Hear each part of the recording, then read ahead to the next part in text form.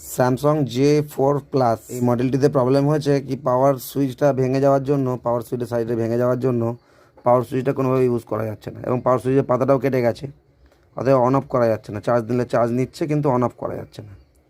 তো এটা কীভাবে সলিউশন করা যায়, কীভাবে পাওয়ার লাইন খুলে পরে আমরা নতুন করে সুইচ বসিয়ে করতে পারি, সেটাই ভিডিওর মধ্যে আপনারা দেখবেন।